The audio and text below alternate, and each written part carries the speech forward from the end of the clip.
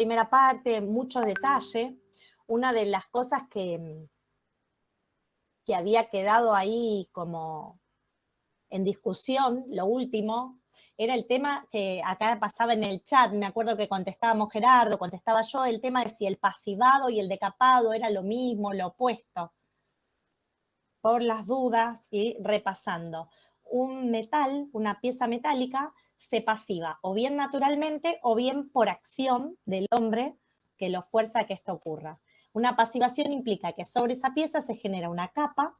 Esa capa no es de metal, es de otras sustancias, que pueden ser óxidos, carbonatos, hidróxidos, y lo que hacen es proteger a la capa de adentro. Pasivan a ese metal, de forma tal que ese metal no siga oxidándose luego.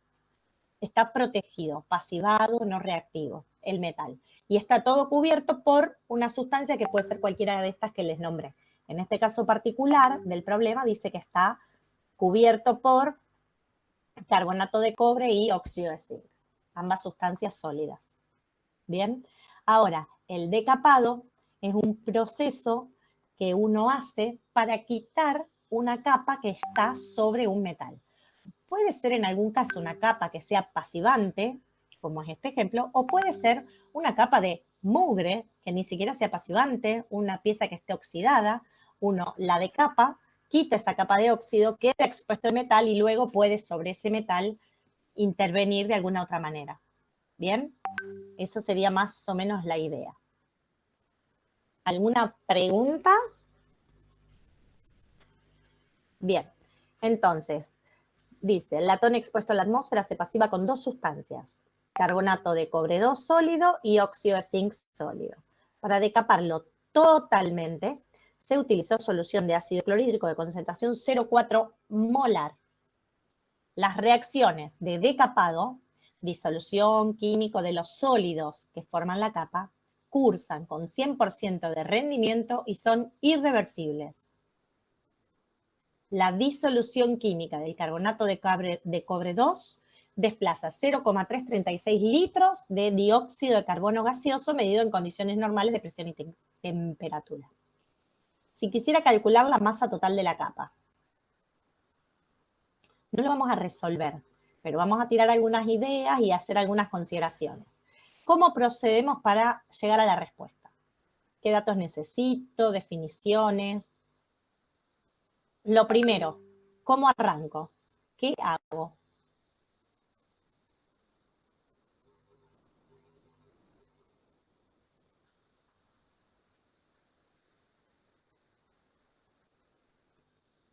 Yo, profe, anoté las sustancias que participan, la concentración del ácido clorhídrico, el rendimiento, cómo es, si es irreversible o reversible. Y después, por último, anoté lo del desplazamiento de gas, pero creo que también me olvidé de algo. O sea que vos lo que hiciste, Francisco, fue tomar todos los datos del problema. Sí. Bueno, me parece genial. Me parece genial. Bien, más allá de tomar los datos, que es fundamental, ¿no? Digo, podríamos interpretar algo. ¿Cómo dijiste vos que tenías las sustancias que participan? ¿Eso dijiste? Sí, en un principio, mientras que usted leía, yo iba anotando los datos que me parecían importantes, por eso. Bien. ¿Cuáles serían las sustancias que participan según vos? ¿Y de qué participarían? ¿O alguien más? O tal vez alguien hizo otro primer paso que no es precisamente este. Y en la disolución química del carbonato de cobre participa el carbonato de cobre, el ácido clorhídrico y se obtiene como resultado el cobre sólido y el desplazamiento de ese gas, digamos. Perfecto. Perfecto y cuestionable. Pregunto, ¿por qué vos decís que se forma el gas? Porque te lo dice, que se desplazan 0,336 litros de dióxido de carbono. En eso estoy totalmente de acuerdo. Supongo que el resto también es un dato del problema. Ahora, ¿por qué decís que se forma cobre sólido? Lo fui pensando sobre la marcha, por eso.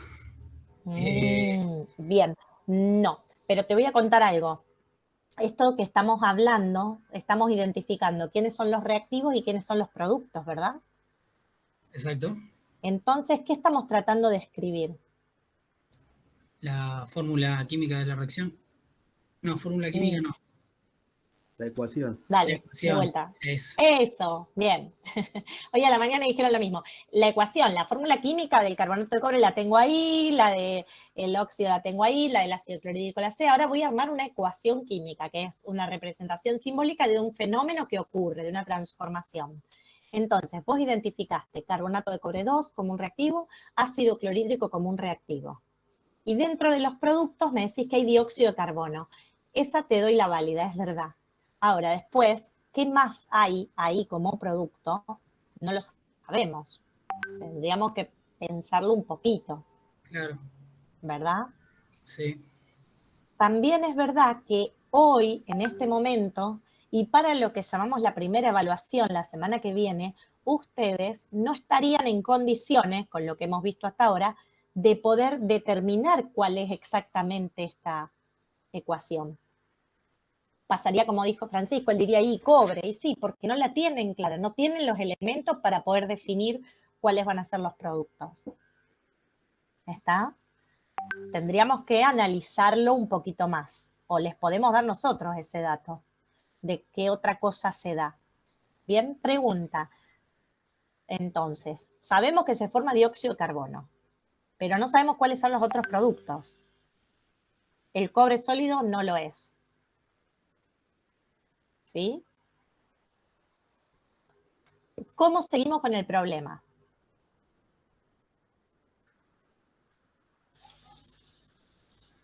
Todos los elementos que están en la parte de los reactivos tienen que aparecer en la parte del producto. Digamos, el Sí, tiene que cloro haber del un ácido balance. clorhídrico tendría que aparecer. ¿El qué? El cloro del ácido clorhídrico tendría que aparecer. Claro, tiene que haber un balance de masa, los mismos Claro, elementos, pero no los mismos reactivos. Van a estar formando sustancias nuevas que exacto, antes no estaban. Bien, exacto. pero entonces, además de copiar los datos, que es el primer paso, el segundo es construir la ecuación química, ¿verdad? Sí. Digo, porque es lo que estamos tratando de hacer. Pregunta, ¿por qué tenemos que hacer la ecuación química? Porque estoy diciendo que no la sabemos hacer. ¿Podríamos no hacerla?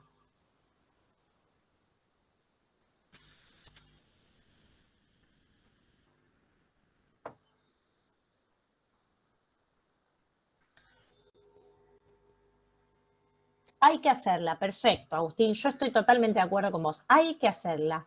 ¿Alguien puede decir por qué necesitamos hacerla?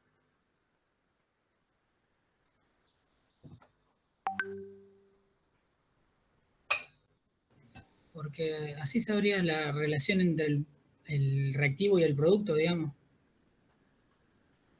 Bien, porque a partir de la ecuación química yo puedo saber en qué proporción se consumen esos reactivos y se forman esos productos. Como yo tengo el dato del producto acá, este es el dato del producto formado, si tengo la ecuación química podría saber qué cantidad de este reactivo participó y qué cantidad de este otro reactivo participó.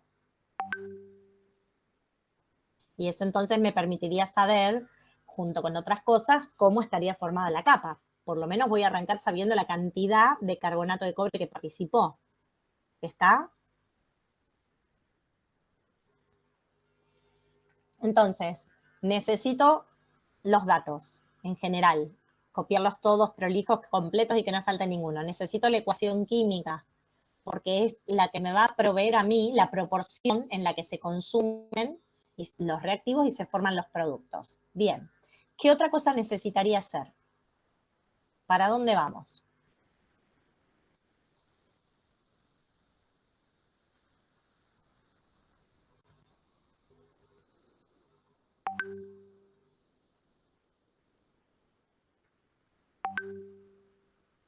Una vez que tenés la ecuación, tendría que ver si está balanceada y si no está balanceada, tendría que balancearla. No sé si corresponde Obvio, al obvio. corte, pero Sí, sí, sí, perfecto. Para escribir la ecuación tengo que tener la fórmula química de los reactivos, la flecha, la fórmula química de los productos y todo balanceado. Le armo un cuadrito precioso y ahí la dejo, no la toco más. Esa es mi ecuación. Perfecto. Sí. ¿Qué más? El dato este del 0,36 litros, ¿me sirve para algo? ¿Les parece importante? ¿Cómo lo usarían? ¿Qué conceptos? Y tomando en cuenta de que es a condiciones normales de presión y temperatura y pensando en un gas ideal como, o sea, pensando el dióxido de carbono como un gas ideal, te da una, Bien. digamos, discretamente te da la cantidad de moles que se producen. ¿Cómo lo harías a ese cálculo? Porque yo Eh, tengo un volumen ahí, un litro. O claro, sea, no un litro, tengo un volumen expresado en litros, 0,336 litros. ¿Cómo hago para saber qué cantidad de moles hay ahí? podés usar la ley PBT, PBNRT. Ajá, la ecuación general es de los gases, P Exacto, por B igual a NRT, y ahí sacaría el N. exacto. Perfecto. ¿Alguna otra idea que les parezca que pueden usar? También puedo decir que por un litro de dióxido de carbono lo tengo en un mol. Y hago esa relación. A ver, Mijail, voy a reproducir. En un Vos mol, decís, sí, sí, en un mol de dióxido de carbono obtengo 22,4 litros porque estamos en condiciones normales de presión y temperatura. Entonces, perfecto. Se hago trata ese, de un gas sí, que está en condiciones normales de presión y temperatura. Entonces puedo usar el concepto de volumen molar, que dice que cualquier mol, cualquier sustancia gaseosa en condiciones normales de presión y temperatura o mezcla por cada un mol de gas, el volumen que ocupa en esas condiciones es de 22,4 litros. Cualquiera de las dos opciones es válida. Van a poder calcular N, el número de moles, la cantidad de producto de dióxido de carbono que se forma. ¿Está? Acá tienen el volumen. De esta forma vamos a calcular la cantidad. Bien, pregunto, que antes dijo Francisco que había copiado todos los datos. ¿Es importante este dato del 100% del rendimiento? ¿Qué me quiere decir? los reactivos se consumen completamente. La parte irreversible es que los reactivos se consumen totalmente. Ajá. Los reactivos se consumen Sí. totalmente. Y que el producto real, pues la relación va a ser 1:1. El producto real Sobre el producto teórico. sobre el producto teórico Sí, van a va a ser ser igual. igual a 1. Bien. O sea que todo lo que yo calcule a partir de la estequiometría de la reacción y el dato del problema, todo lo que yo calcule que se va a formar como producto teórico, eso de verdad es lo que se va a formar y no menos, que sería el caso si el rendimiento fuera menor al 100. Perfecto. ¿Está?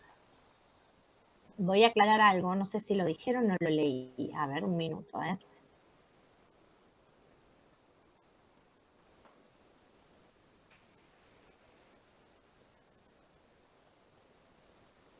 Sí, Acá. ahí dice Se pudo Agustín, transformar todo el reactivo. A esto quería eso. responder.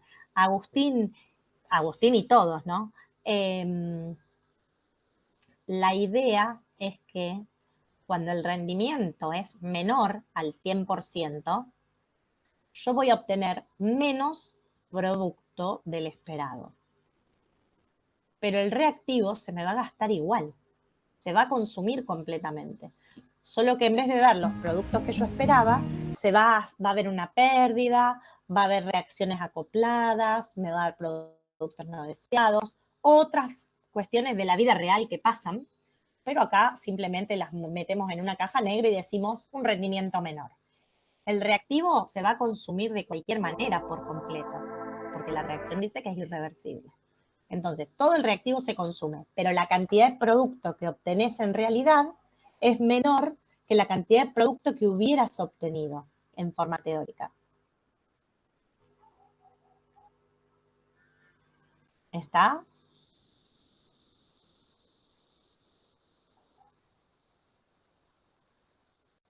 Y Ah, bueno, perfecto. No, pero es un error muy común después cuando nosotros corregimos. Y otra cosa, que para calcular ese producto teórico, entonces, lo necesito calcular porque es la única forma de poder saber la proporción. O sea, ya sea que el rendimiento sea del 100% o menor, yo ese dato teórico lo necesito como una referencia de cuándo se debería haber obtenido en forma teórica, ¿verdad? ¿Y cómo lo obtengo a ese valor teórico de producto que debería formarse?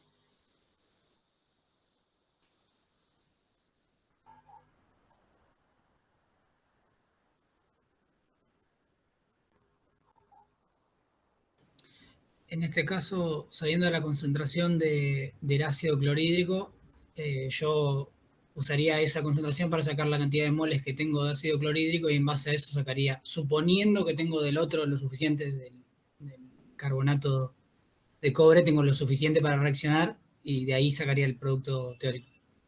Ajá, bien. Y pregunto, dice, calculando los moles de producto a partir de la ecuación química. Bien, me encantó porque son las dos ideas juntas, ¿sí? Esto también a veces vemos que, o sea, por un lado, tengo que tener en cuenta lo que dice Francisco, la realidad de lo que puse a reaccionar. ¿Cuánto ácido clorhídrico puse según el enunciado del problema? ¿Qué cantidad de la sal había puesto según el problema? Pero a eso lo tengo que medir o pasar a través, digamos, del concepto que decía en el chat Agustín, creo, que es que tengo que tener en cuenta la proporción que me dice la ecuación. Si la ecuación me dice que por cada un mol de reactivo tengo un mol de producto, y bueno, tengo que ver cuántos moles puse en realidad, lo que decía Francisco, para ver cuánto obtuve de verdad.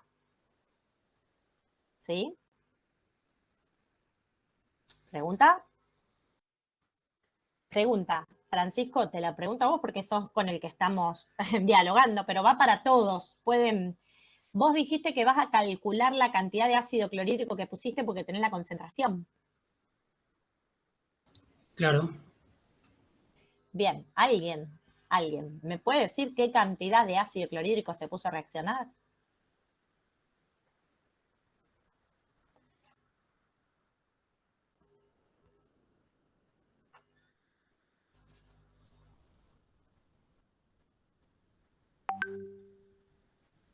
No, pero está en exceso. ¿Está en exceso? ¿Dónde dice o por qué te parece eso? Yo lo supongo porque dice que se utilizó todo lo suficiente como para decaparlo. Ajá, bien.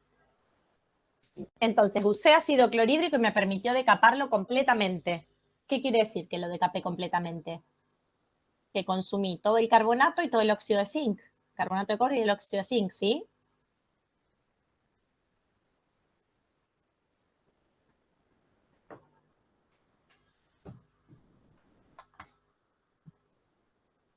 Si sé la cantidad, antes habíamos calculado qué cantidad de este gas se obtenía. ¿Están de acuerdo? Ahora sé que este se consumió completamente para dar esta cantidad de producto. Yo podría calcular, o sea, no tengo el dato del ácido clorhídrico. No sé cuánto puse. Sé que fue suficiente para decaparlo todo, pero no sé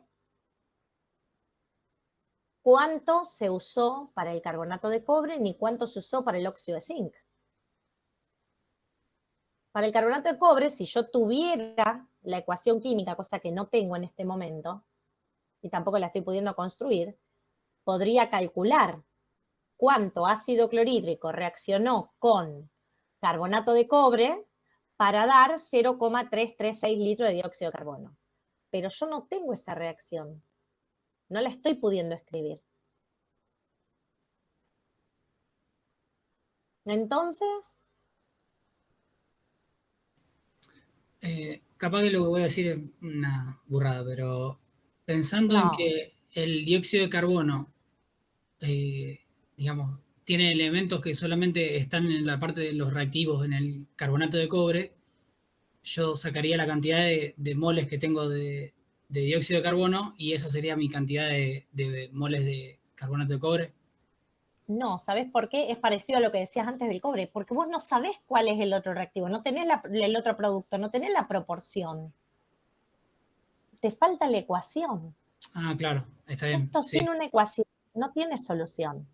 Y más allá de que supongamos que la podemos armar, yo no sé cuánto ácido clorhídrico tenía. Supongamos que tengo la proporción y sé que por cada 1 mol de carbonato de cobre gasto 2 moles de ácido clorhídrico. ¿Sí?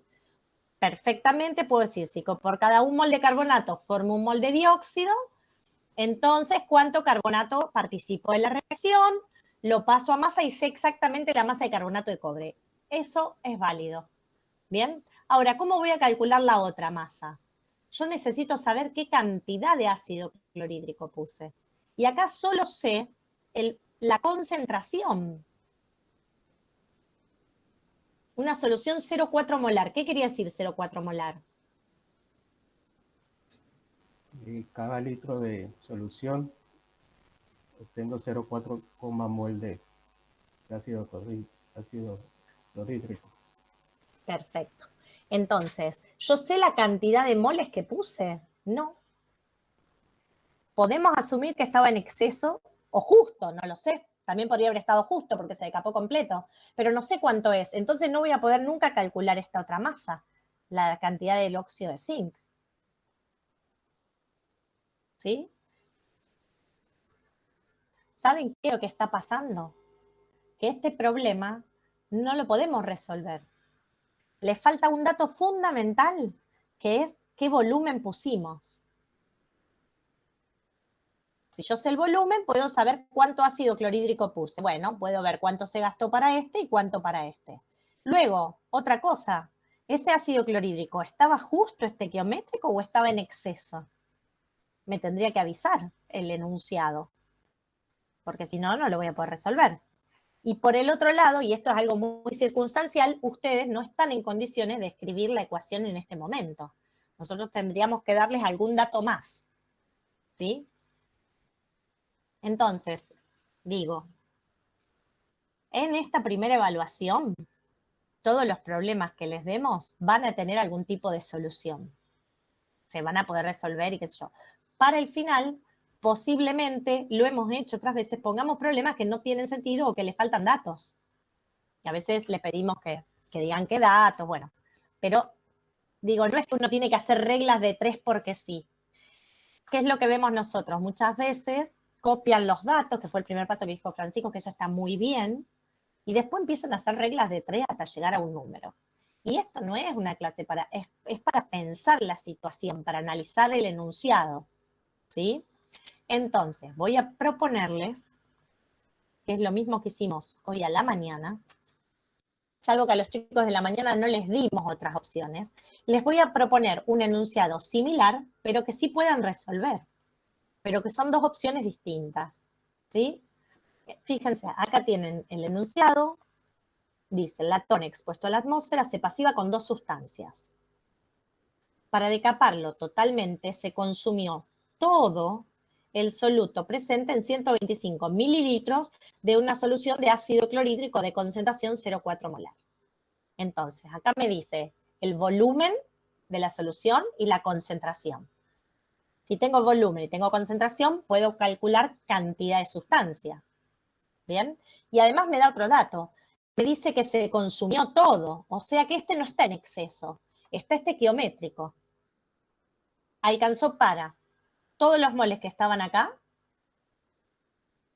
alcanzaron completamente para consumir el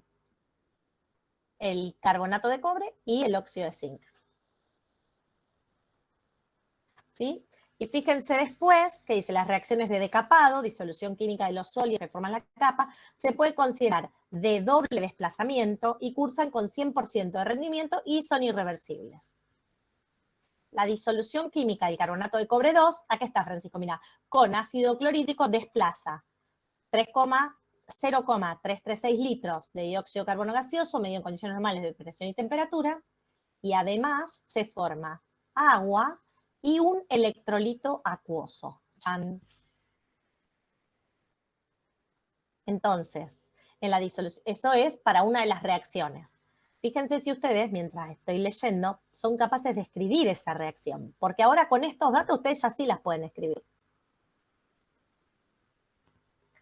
Y después me dice que en la disolución química del monóxido de zinc con ácido clorhídrico se forma agua y un electrolito acuoso.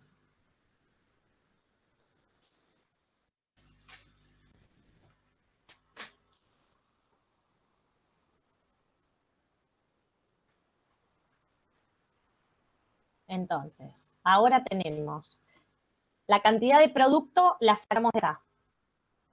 ¿Sí? Acá. De acá saco la cantidad de producto que obtuve.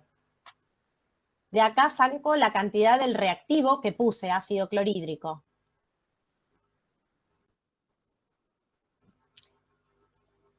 Si puedo armar con estos datos la ecuación, entonces voy a poder calcular si este es el producto, 3,36 moles de dióxido de carbono, qué cantidad de carbonato de cobre reaccionó. Y además voy a poder calcular qué cantidad de ácido clorhídrico reaccionó. Y como no sobró nada de todo eso que yo puse, si sé cuánto se gastó para consumir carbonato de cobre, puedo calcular cuánto se gastó o se consumió para disolver el óxido de zinc. Y entonces puedo luego calcular la masa de óxido de zinc. Pero necesito las dos ecuaciones. Y con este enunciado ustedes lo pueden hacer.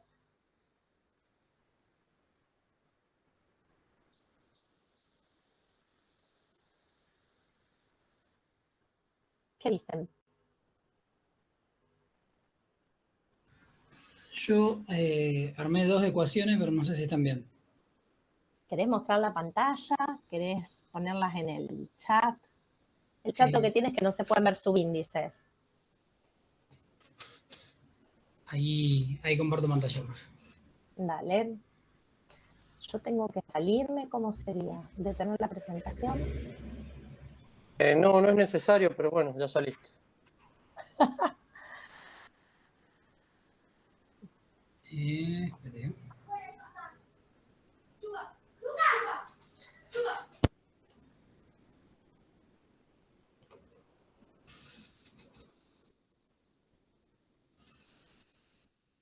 ¿Se ve, profe?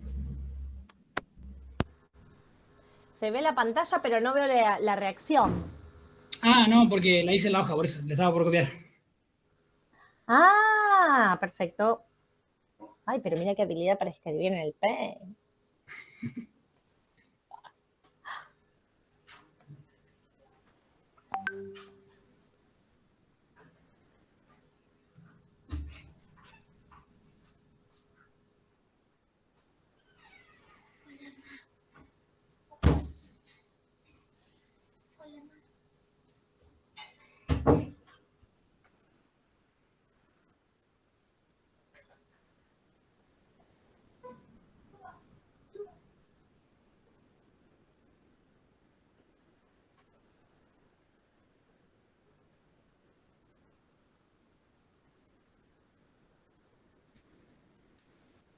Bueno, los estados de agregación también, si quiere. Todo es pozo, Ay, pero qué perfección, me encanta. líquido. ¿Lo haces con un lapicito o con el mouse? No, solo con el mouse. Ah, no, qué habilidad. Bien, veo que estás completando los estados de agregación. Esto es fundamental, el estado de agregación. Y hay un punto más, que acá podemos colaborar todos. Cada una de las fórmulas que está escrita debe estar correctamente escrita. Y hay un par que no están correctamente escritas. A ver si las identificamos. Están los productos. Hay que balancear la primera. También, hay que balancear, pero lo hacemos después al balanceo. Antes de balancear necesito tener identificados los reactivos y los productos. Ya está hecho. La fórmula de los reactivos y productos. Ya está, pero hay una cosita que está... ¿Era cobre 3, profe? El cobre 3 no existe. ¿Es cobre 1 o cobre 2? Perdón, cobre 2, entonces. Entonces claro. es dicloruro de cobre. Claro. Eso, dicloruro de cobre, ¿sí? ¿qué pasa? Acá, si ustedes se fijan, en esta sal, ahí ustedes no ven lo que marco yo en el mouse, en el carbonato de cobre 2, el cobre está con valencia o con número de oxidación más 2. Y como acá no hay cambios en el número de oxidación, porque ninguno cambió, entonces el cobre debe llevar su mismo número de oxidación. Francisco, escucha, esto que te voy a decir es muy importante. Sí. Para vos y para todos. Me encanta, te agradezco profundamente esto porque la verdad que es re valioso. Si ustedes ponen ese +2 y ese -2 ahí, daría la impresión de que se trataran de iones. Y sobre todo después, si son un poco desprolijos, es como que queda una fórmula que no existe. Entonces, si ustedes quieren anotar los números de oxidación, escríbanlos en una tablita aparte, en el margen, en un renglón, escriben número de oxidación, sacan la flecha, o ponen carbonato de cobre, número de oxidación. ¿Cobre cuánto es? Aparte me ponen un -2 en el carbonato de cobre, en el carbonato. El carbonato tiene 2 elementos, el carbono y el oxígeno. Entonces cada uno tiene su número de oxidación diferente. ¿Está? Bien. Bien, y esto que les digo es muy importante. Ahora, bastante, y en lo que viene después para la segunda parte. Si la reacción esta es una reacción ácido-base, una reacción de doble desplazamiento, no es redox. No hay cambios en el número de oxidación. Porque si el producto, el dicloruro de cobre, si hubiera sido de cobre 1, entonces el cobre hubiera cambiado su número de oxidación de +2 a +1. ¿Sí? Pero sería el único. Entonces no existe que un solo elemento se reduzca y nada más. De ahí se tendrían que dar cuenta de esto del dicloruro de cobre. ¿Está? Bien. Bien, perfecto. Entonces, la de arriba, cada uno de los reactivos y los productos tiene correctamente escrita su fórmula y correctamente escritos sus estados de agregación. ¿Quieren que hagamos lo mismo con la de abajo? Fíjense qué pasa con el zinc. Número de oxidación del zinc en los reactivos. Falta balancear la de arriba. Sí, ahora vamos con eso, pero primero vamos a escribirles las fórmulas a cada uno. Yo porque ya están... Pasa lo mismo, ¿sí? Claro. Con el cloruro de zinc. El zinc tiene número de oxidación +2, tanto en reactivos como en productos. Perfecto. Ahora, esto que está escrito acá todavía no es una ecuación, porque, como dijo recién Gerardo, como dijo antes creo que Mijail, hay que balancearlo. Si no, no va a representar un fenómeno que ocurra de verdad. Entonces, ¿cómo lo balanceamos? ¿Qué nos faltan? Le ponemos un 2 al ácido. Le ponemos un 2 al ácido. Bien. En ambas. Impecable. Entonces, esto que está escrito acá es un dato del problema. Porque el problema me decía quiénes eran los reactivos, quiénes eran los productos. Lo que pasa es que para poder interpretar ese dato y llegar a esto que está escrito, yo necesito como manejar un montón de estas cositas que estamos hablando. Sin esto el problema no sale. Lo que hablamos antes.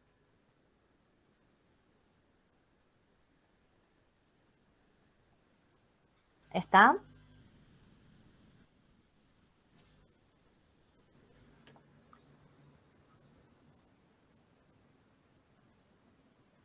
¿Alguna pregunta?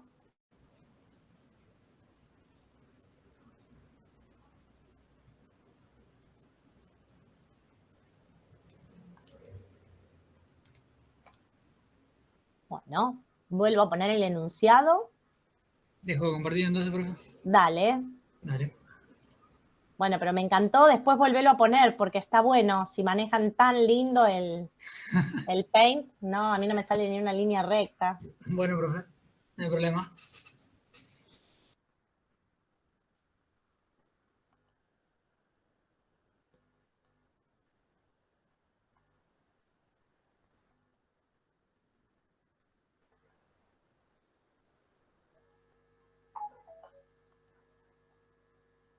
Ahí está. Estamos hasta acá. ¿Alguna pregunta? Después ustedes háganlo, revísenlo. Acá tienen el dato final. Júntense a hacerlos en grupo, consúltense, vengan a las consultas. Fíjense que tengo... Sí. Una pregunta que no me quedó claro, me olvidé de preguntarle antes. Sí. Cuando hay doble desplazamiento, entonces no es redox la reacción, digamos. No, las dobles desplazamientos pueden ser con formación de agua, que en este caso pueden ser con formación de un precipitado, pueden ser con desplazamiento de gas, pero no son redox. Bien, bien. Igual, para ver que no sea redox, vos tenés que ver qué pasa con los números de oxidación de cada elemento de un lado y del otro. Bien. ¿Bien? Bueno, fíjense que acá tenemos otra variante. Esta es la opción B. Son muy parecidos los problemas. De hecho, no les va a llevar, o sea, hay que hacer otros análisis, pero son las mismas ecuaciones que planteó recién Francisco. El latón expuesto a la atmósfera se pasiva con dos sustancias. Me las da. Para decaparlo totalmente se utilizó 150 mililitros de una solución de ácido clorhídrico de concentración 0,4 molar. Las reacciones de decapado, disolución química de los sólidos, se pueden considerar de doble desplazamiento, cursa con 100% de rendimiento y son irreversibles. La disolución química del carbonato con ácido clorhídrico desplaza este volumen de gas, medidos en condiciones normales de presión y temperatura, y además se forma agua y una sal acuosa. Acá ya me dio otro dato, antes decía un electrolito, ahora me dice sal acuosa. En la disolución química del monóxido de zinc con ácido clorhídrico se forma agua y una sal acuosa. Luego de la transformación, ¿qué dice después de la coma? Acá. Corchete, ácido clorhídrico, corchete final.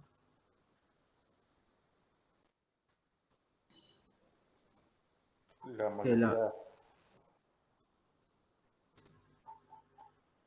Yo no ¿Es para escuché. la concentración eso? Bien. La concentración que queda en el recipiente de ácido clorhídrico al final, después que se decapa completamente, corresponde a 0,066 molar. Entonces, en este caso sí está en exceso. Sobra ácido clorhídrico. ¿Cuánto sobra? Bueno, una concentración que corresponde a 0,066 molar. Entonces yo tengo que calcular. Voy a calcular primero, a partir de estos dos datos, voy a calcular la cantidad de ácido clorhídrico que puse a reaccionar. ¿Sí? Luego, a partir de este dato, puedo calcular la cantidad de ácido clorhídrico que quedó en exceso sin reaccionar. La diferencia entre esos dos es lo que gasté. Y de lo que gasté, una parte lo gasté en decapar esta sal. Que para saber cuánto es, tengo el dato del producto de esa reacción.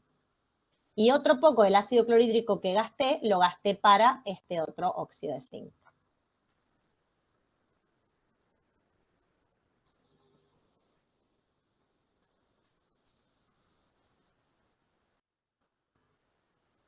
Vieron que son tres problemas, que los datos son casi los mismos, algunos tienen más datos, uno no se podía resolver, uno tiene una resolución y este otro tiene otra idea de resolución. Y acá tienen el resultado de lo que les pide para que ustedes puedan compararlo. Insisto, no tiene mucho sentido que nos pongamos ahora en esta clase a hacer cada una de las reglas de tres o analizar. Trabajenlo ustedes y se vienen a una consulta y lo charlamos. ¿Está?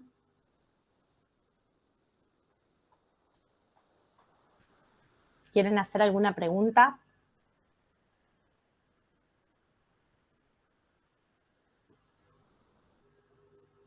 ¿Algo que no haya quedado claro?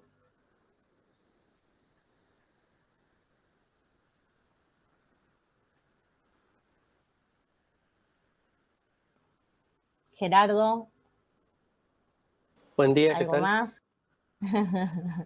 ¿Te estabas peinando, Gerardo? Tuve que levantarme un segundo. Ah, te estaba cargando. No, bueno, no, esto no tiene mucho sentido, después lo ven ustedes. Aparte, había unos datos que no están chequeados. Pero bueno, ustedes después resuélvenlo. Pensé que había quedado oculta esa. Bueno, acá estamos. Dice, de las siguientes sustancias sólidas. Ahora estoy en el problema 1 de esta misma lista de preguntas, ¿sí? ¿Están ahí todavía? Pregunta 1. Tómense unos minutitos, léanla.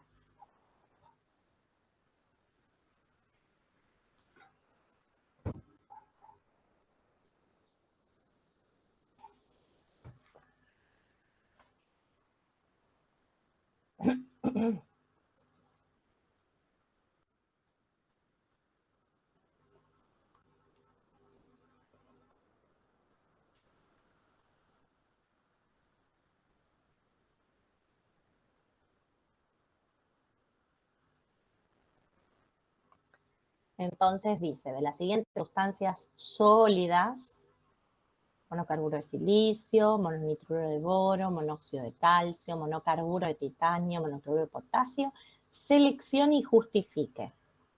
O sea, me da una lista de sustancias sólidas y yo tengo que seleccionar algunas y justificar. Y las preguntas son, ¿cuál podrá usarse como electrolito acuoso?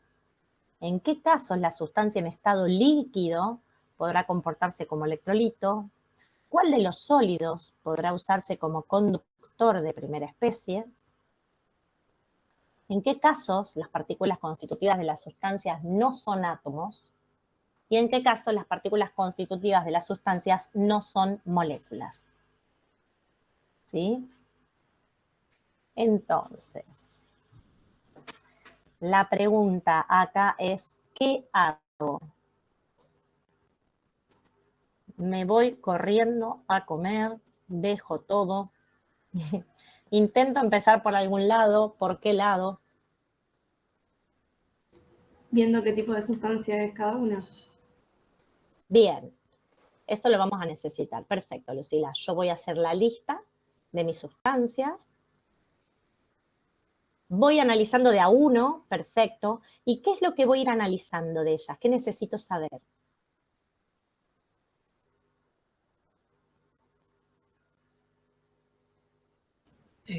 Para la primera, si es una sustancia iónica, porque al ser sustancia iónica yo la puedo disolver y puedo formar un electrolito acuoso. Bien. O sea que tengo que saber si las sustancias son iónicas o no. Y por lo que vos dijiste, ya me adelanto como 5 pasos, también tengo que saber si son solubles. Si es iónica, es soluble en agua. Ajá. En general, las sustancias iónicas son solubles, pero hay sustancias iónicas que no son solubles. ¿Sí? Para eso tenemos una lista. En el Sí, apéndice, en el una tablita. apéndice, es cierto, es cierto. Hay Sí, sí. 2. Las vamos a buscar. Hoy a la mañana dijeron que algunos habían pasado por ahí, pero nunca habían reparado en el título. A lo mejor acá también pudo haber pasado. Por ahí sugiero que las partes del apéndice que más usamos, lean los títulos con atención y los remarquen. De 2 o 3 de los materiales hoy dijeron eso a la mañana. Acá. En la página 378, yo tengo tendencia general en la solubilidad de óxidos, hidróxidos y sales en agua. Estas son cuestiones generales. Son solubles o muy poco solubles. Y después abajo tenemos una tablita con solubilidad en agua, 25 grados centígrados de algunas sustancias. Y acá ya tengo valores medidos de sustancias que son muy poco solubles y de otras que son muy solubles. ¿Está? Bien, entonces, ¿qué voy a analizar de las sustancias de a una por vez?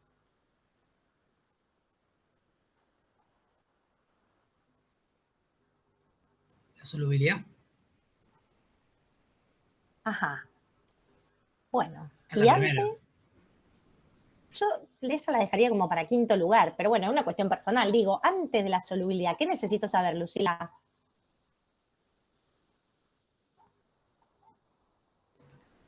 Y primero si es una sustancia iónica o no. Bien, ¿qué tipo de partículas la forman? Porque vos también, Francisco, dijiste que necesitaba una sustancia iónica. Entonces, si es soluble, pero la sustancia es molecular, ¿qué va a pasar? Y nunca se formaría el electrolito acuoso. Sí, Exacto. Hay excepciones, ¿sí? Después la podemos charlar una por una, pero en general lo primero que yo necesito saber es cuáles son las partículas constitutivas de estas sustancias. ¿Qué tipo de sustancia es? Si es una red iónica, si es una red covalente. ¿Por qué? Porque dependiendo de cuáles sean sus partículas y cuáles sean las fuerzas que interaccionan entre ellas, luego voy a poder saber cuáles son de esas sustancias las propiedades eléctricas. Este problema es todo de propiedades eléctricas. Electrolito acuoso, electrolito de estado fundido, conductor de primera especie. Entonces, esto es una cuestión personal, ¿no? Creo que puede ayudar, pero cada uno puede buscar su camino. Yo creo que hay como dos pilares sobre los que tenemos que trabajar. Uno es tomar las sustancias de a uno, como dijeron ustedes, identificar la fórmula, porque hasta ahora nadie le puso una fórmula, tenemos un nombre. Me parece que ayudaría a tener la fórmula escrita, definitivamente. La fórmula química y cuáles son sus partículas constitutivas.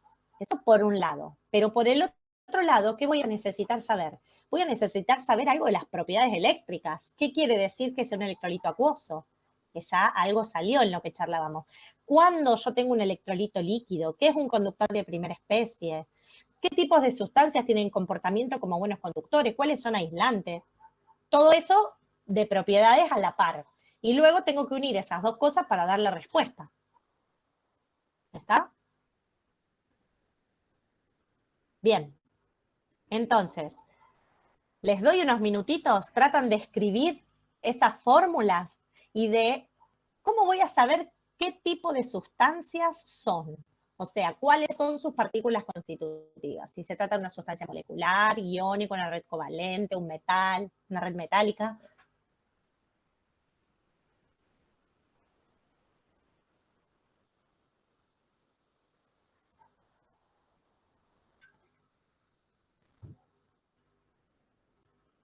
¿De dónde saco eso? De la Lo vemos en el página, cuadrito del apéndice. El diagrama de flujo del apéndice. Página 381. Esa es una herramienta que los ayuda a ustedes cuando tienen sustancias simples o binarias, o sea, formadas por un único elemento o por dos, a determinar si se trata de redes covalentes, de redes iónicas, de sustancias moleculares o redes metálicas, cualquiera de los 4 tipos de sustancias. ¿Está?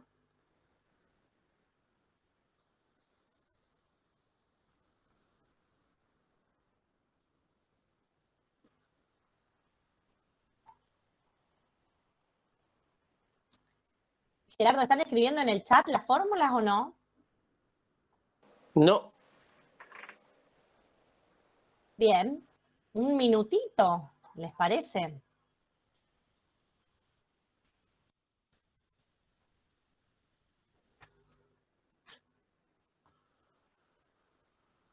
Dejo ahí un minuto más, son 1, 2, 3, 4, son 5 sustancias.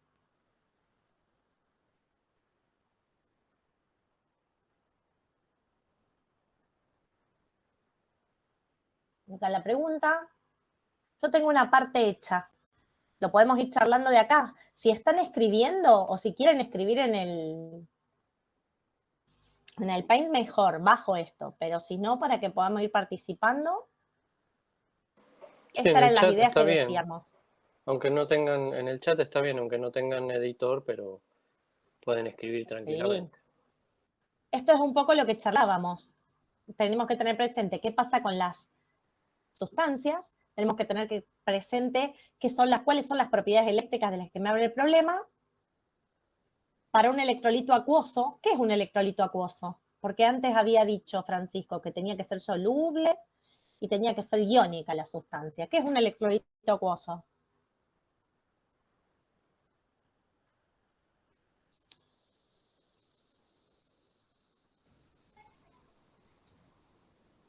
Por lo que yo entiendo, es una mezcla, la cual mayormente es agua y tiene disuelta iones que por lo general son de una sal que pueden moverse libremente en esa mezcla. Perfecto. Es una mezcla, hay agua como solvente, hay iones como soluto, y esos iones son partículas con carga que pueden moverse cuando se aplica un campo eléctrico y conducir la corriente eléctrica. ¿Sí? Esto creo que no lo dijimos, pero para que haya conductividad eléctrica tiene que haber partículas con cargas que puedan moverse. En el caso de los metales, las partículas con cargas que se pueden movilizar son Electrones. perfecto. Y por eso decimos que las sustancias metálicas son conductores De primera especie. de primera especie que conducen en estado sólido por el movimiento de los electrones. ¿Bien? Ahora, Ahí en este están, caso... perdóname, Vero, ahí han escrito Dale. algunas fórmulas. Bueno, ahí vamos con las fórmulas. Entonces, en el caso del electrolito acuoso, dijimos que es una mezcla con agua, una solución acuosa. ¿Y qué pasa con el electrolito en estado líquido?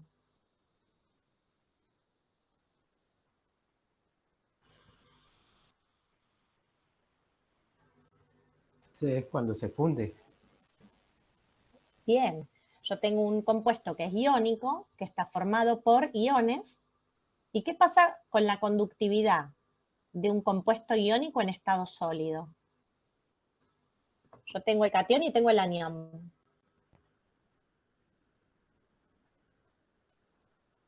Atraídos por una fuerza primaria que llamamos enlace iónico, que es muy fuerte e intensa. ¿Qué va a pasar en estado sólido con esos iones? Y por lo general no hay conductividad porque no tienen libre movimiento. Exacto. Por más que yo aplique un campo eléctrico, no va a poder conducir porque esas cargas están sujetas en una red por fuertes enlaces iónicos. Perfecto. Ahora, si yo aumento la temperatura, aumento la energía, entrego energía térmica, puedo vencer esas fuerzas y entonces voy a tener esos iones que están por ahí dando vueltas y que ahora sí pueden moverse libremente en un líquido. Eso es lo que llamamos electrolito en estado líquido o electrolito fundido. Acá ya no hay una mezcla, no hay agua. ¿Bien?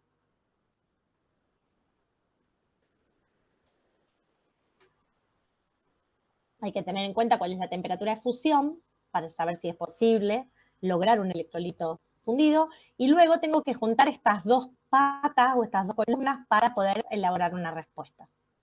¿Bien? Esa más o menos es la idea. Entonces, acá tenemos el cuadrito que deberíamos ir completando y después respondemos las preguntas. ¿Sí? Entonces, monocarburo de silicio. ¿Tenemos en el chat la fórmula? Sí, dice Bien. SI minúscula, C mayúscula, S mayúscula, I Perfecto. minúscula, C mayúscula. Muy bien. Pregunta, usando en la tablita del apéndice el diagramita de flujo, ¿me pueden decir qué tipo de sustancia es y cuáles son sus partículas constitutivas?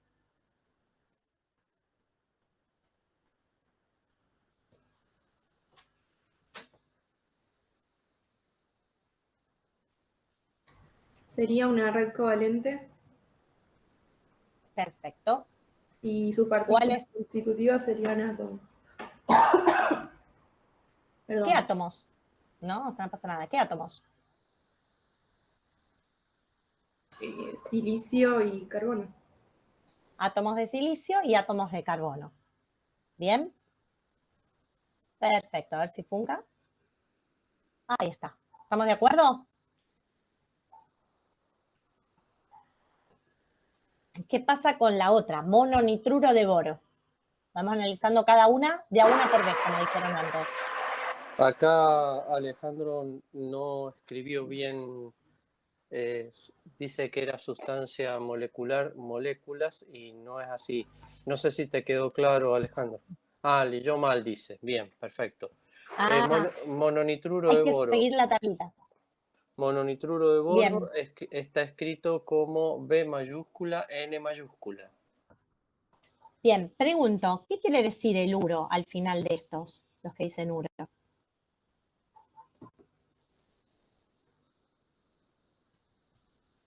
Que se comporta como aniones, ¿verdad? No. Mira, este monocarburo de silicio, lo acabamos de escribir, no tiene iones. Así que esa hipótesis, Sí. que es la misma que barajaban hoy a la mañana, no estaría siendo correcta. Porque acá ustedes me dijeron que es una red atómica, está de acuerdo con esto, yo estoy de acuerdo también. O sea que no quiere decir que tiene iones. ¿Qué quiere decir? ¿O qué dato me da para poder sacar la fórmula y demás? Ah, ok, el primero que se escribe de derecha a izquierda. Bien, que se escribe a la derecha, en este caso me dice monocarburo, así que el carbono va a la derecha. Bien, ¿qué otros datos me da? Que la sustancia es binaria. Ah, claro. Que la sustancia es binaria. ¿Sí? ¿Y qué más ibas a decir? Otro dato más. No, iba a decir que era el más electronegativo de los dos, pero lo dijo Mijail Perfecto. también al decir que se escribe a la derecha. Se escribe a la derecha, es el más electronegativo, y me está diciendo que solamente está compuesta por dos sustancias, silicio y carbono. ¿Bien? Mononitruro de boro. Ahí estaba bien la fórmula, ahí vi que la escribieron. ¿Qué tipo de sustancia es?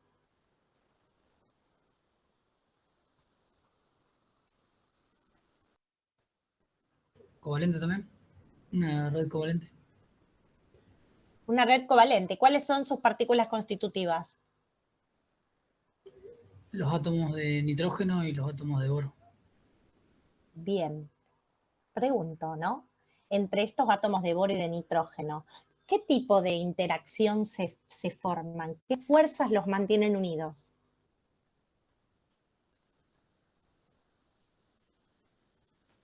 El enlace covalente. Perfecto, enlaces covalentes que son Fuerzas fuerzas primarias. Exacto, fuerzas primarias es el nombre en general y particularmente en este caso en enlace covalente.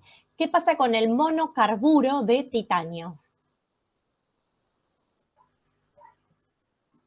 Acá la escribieron como T mayúscula I minúscula, carbono, o sea, C mayúscula, perdón. T mayúscula Perfecto. I minúscula, C mayúscula. Bien. ¿Y qué pasa entonces con las partículas constitutivas?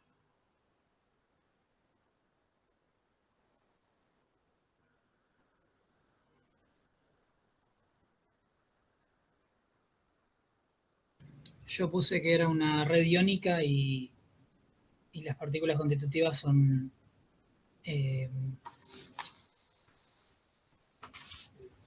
catión titanio, ion. Los iones, digamos. Yo no me doy cuenta quién está hablando. Francisco. Francisco, escucha, vamos a ir con el diagramita este de la puse el página contrario. 381. ¿Okay? Claro, vamos a analizarlo. Alguien puso lo contrario. Hay que determinarlo. Entonces, pregunta, ¿un elemento o dos? Estoy acá. Dos elementos. Sí. Esos dos elementos, ¿son ambos uno metálico y uno no metálico o ambos no metálicos? Uno metálico y uno no metálico.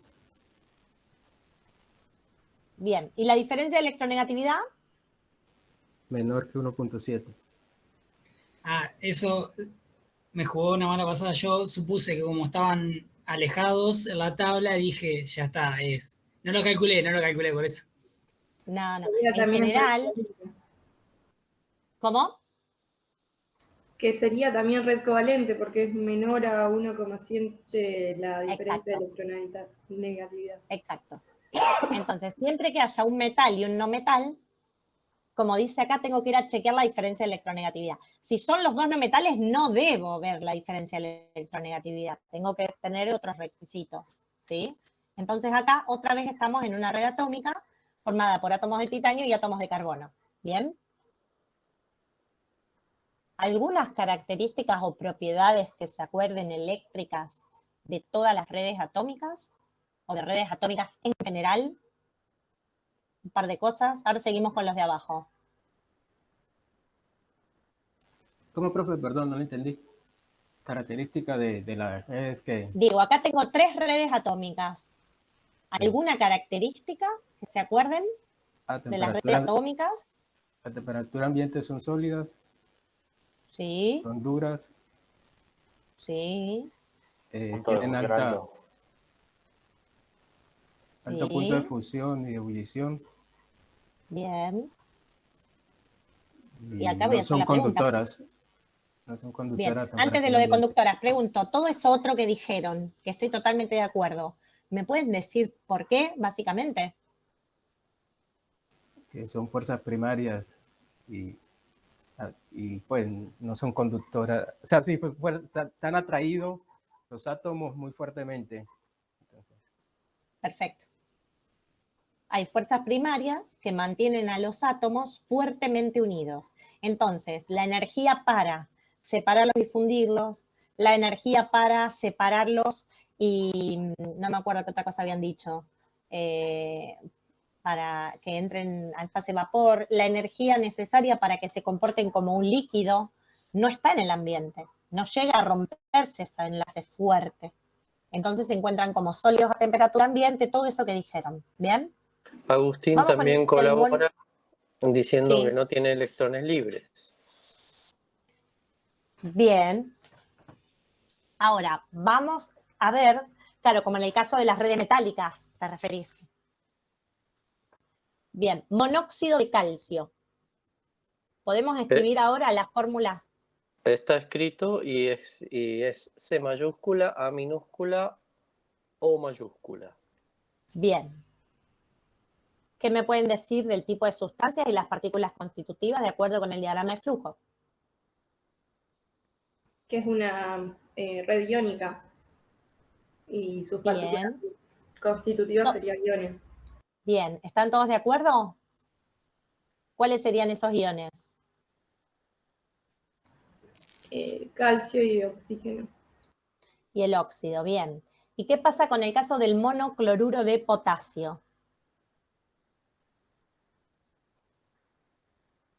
Acá también está escrita la fórmula, K mayúscula, C mayúscula, L minúscula. ¿Y entonces? También sería una red iónica. Exacto.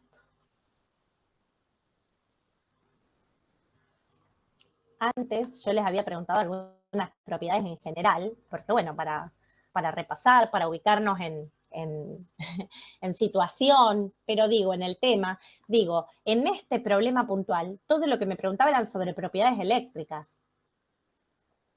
¿Están de acuerdo? Entonces, ¿qué sabemos sobre las propiedades eléctricas de las redes atómicas? ¿O qué nos acordamos? Como dijo Mijail, no son conductoras salvo el grafito. Excelente, excelente. Son aislantes, excepto el grafito que es conductor. Excelente. ¿Qué más? Sobre la solubilidad, sobre la temperatura de fusión, porque me decía que si puedo formar un electrolito fundido y la otra si puedo formar un electrolito acuoso. Entonces, como charlamos antes, tengo que hacer algún comentario o al menos tenerlo en cuenta. ¿Qué pasa con la solubilidad y qué pasa con la temperatura de fusión de estas sustancias?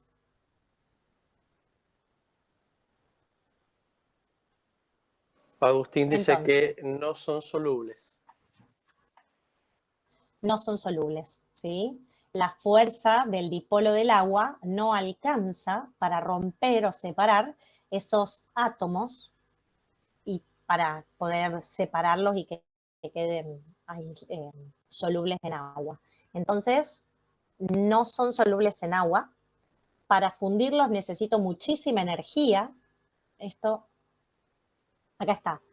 Son aisladores, a excepción del grafito, como dijeron ustedes. Y después, si ustedes se fijan en el libro, en la página 154, me pareció dejarlo porque a lo mejor les ayuda para ir resolviendo estos ejercicios ahora, hay una tabla sobre algunas propiedades que tienen que ver con los distintos tipos de sustancias. Entonces, para fundirla requieren demasiada energía, no son solubles en agua, sus partículas constitutivas son átomos sin cargas, entonces no tienen la posibilidad de trasladarse. No hay electrones libres, como decían recién. Bien. ¿Qué pasa si nos vamos a las de abajo?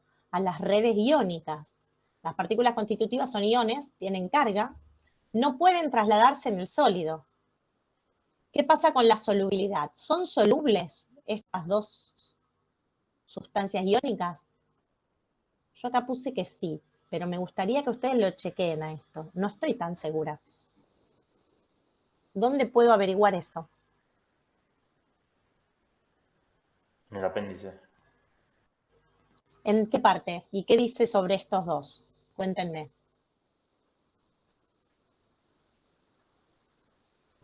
Como son óxidos básicos, son solubles. Lo del grupo 1, que es el potasio, que en el grupo 2 está el calcio.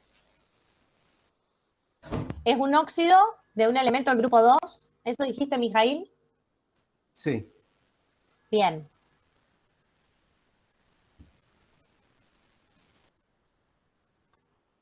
No, no puedo. Tiqui, tiqui, tiqui, tiqui, tiqui, tiqui, tiqui. Ahí. Entonces, ¿es un óxido del grupo 2? ¿Soluble o no soluble? Soluble. Contame qué pasa cuando se solubiliza el óxido de calcio en agua.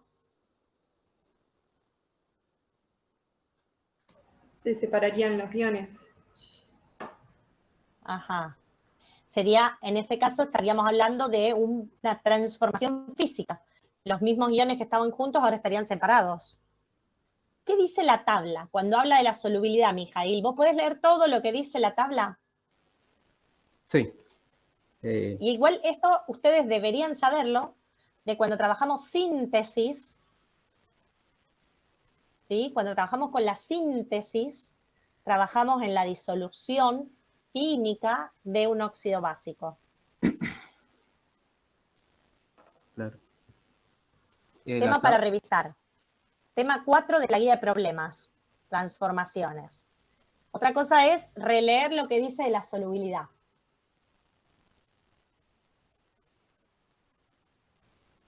Perfecto. Acuérdense también lo que hicieron en el laboratorio.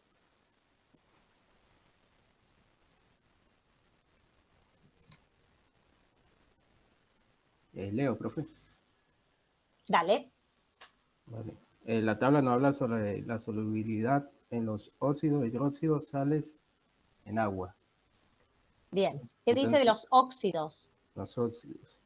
Bueno, para los óxidos básicos son poco solubles en general, pero hay una excepción, considera solubles los cationes del grupo 1 y los del grupo 2 al calcio, Ajá. sé quién es, no tengo la tabla, Estroncio. el estroncio, bien, estroncio y al bario. Ajá. Al disolverse se transforman en hidróxidos correspondientes. Ajá. Al disolverse se transforman en el hidróxido correspondiente. Entonces, el óxido de calcio reacciona con agua para sintetizar una nueva sustancia que antes no estaba presente, que es el hidróxido de calcio. Y ese hidróxido de calcio es soluble y genera iones. Los iones van a ser el catión calcio y el anión hidróxido. ¿Sí?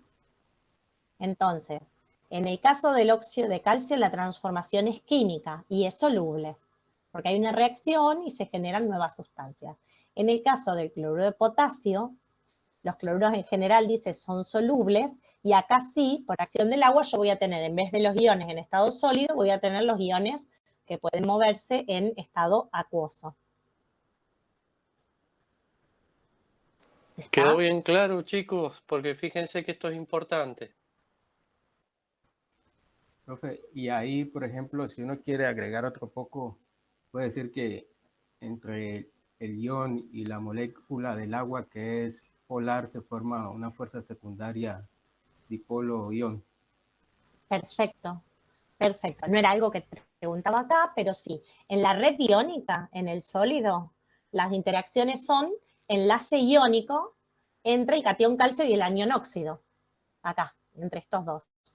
Cuando esto entra en solución, las fuerzas que prevalecen, que mantienen a todo eso sistema en solución, es la interacción entre cada uno de estos iones con el dipolo del agua. Excelente.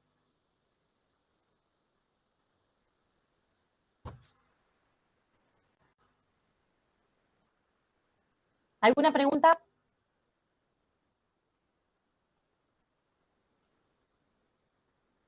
Bueno, con todo esto deberíamos ir a responder las preguntas. Un trámite ahora. Esto es lo que nos lleva tiempo, ¿no? Entonces, pregunta, ¿cuál podrá utilizarse como electrolito acuoso? Bueno, lo que dijeron bien al principio entre Lucila y Francisco. Tiene que ser una sustancia que sea iónica y que sea soluble. ¿Están de acuerdo?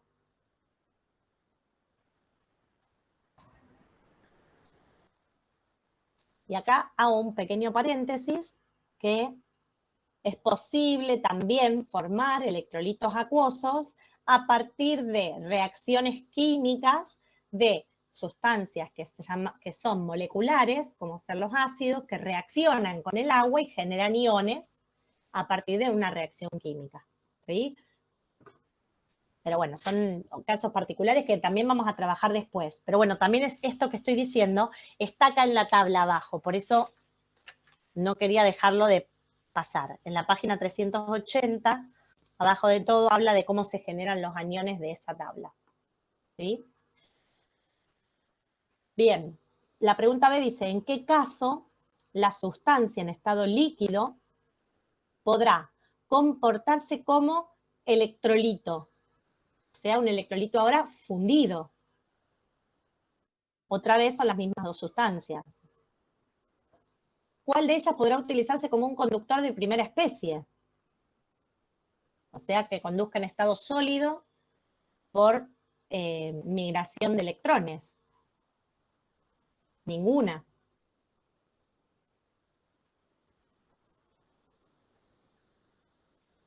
¿En qué caso las partículas constitutivas de las sustancias no son átomos? Bueno, en el caso de las sustancias iónicas. En el caso de las redes iónicas no van acá en esta respuesta. Y después me pregunta, ¿en qué casos las partículas constitutivas de las sustancias no son moléculas? En todos los casos, porque ninguna es sustancia molecular.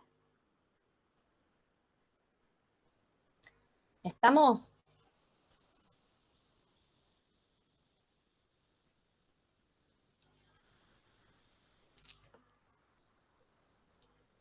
Profe, ¿Preguntas? ¿los conductores de primera especie serían los metales y el grafito nada más? O... Exacto. A ver.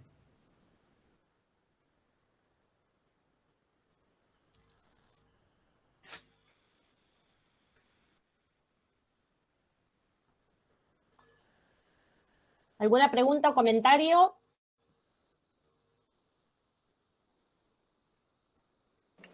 Por ahora no hay nada en el chat. Bueno, podemos seguir. No me acuerdo cuál habíamos pensado para hacer. Piensen bien en todo esto que se está discutiendo, chicos, porque muchas veces ustedes cuando tengan que hacer una justificación científica en una evaluación, esto es lo que ustedes tienen que escribir, ¿está bien? Pongan mucho énfasis en ese tipo de cuestiones.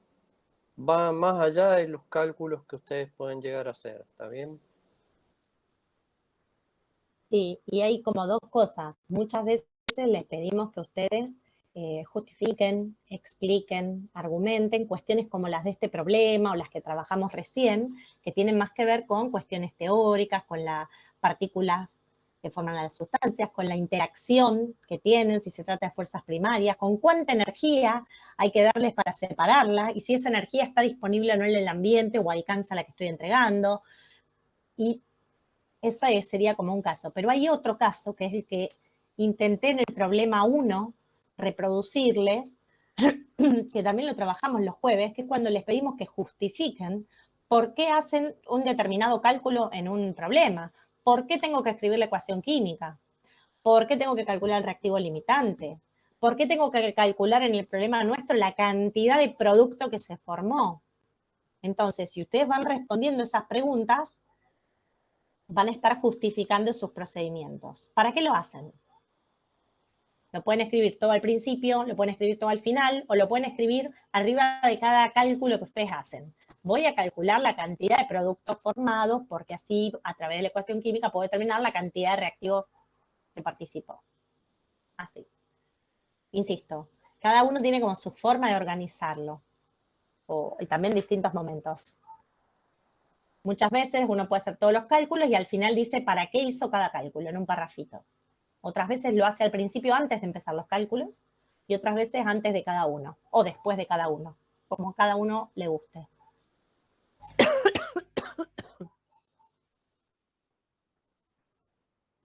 Estamos...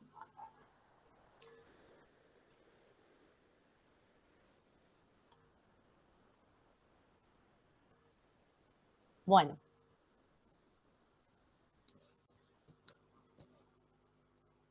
Este es el problema 4 de la misma lista de preguntas. Elegimos con Cristina algunos como para ir salteando distintos temas. Dice, escribe una breve explicación para cada respuesta.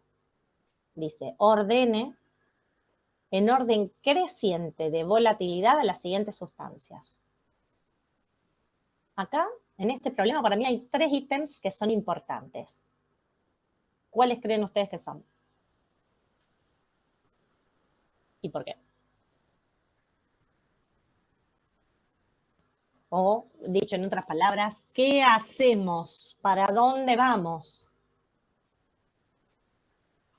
Y hacemos prácticamente lo que veníamos haciendo antes. O sea, vemos qué tipo de sustancia es, qué características tiene y vamos comparando. Primero, identificar las sustancias. ¿Qué tipo de sustancias son? Bien, ese es un punto, pilar fundamental. ¿Otro pilar? Las partículas constitutivas o las características. Sí, está incluido en el mismo. ¿Qué tipo de sustancia es? ¿Cuáles son sus partículas constitutivas? ¿Qué tipo de fuerzas las tienen atraídas? Sí. ¿Qué otra cosa necesito?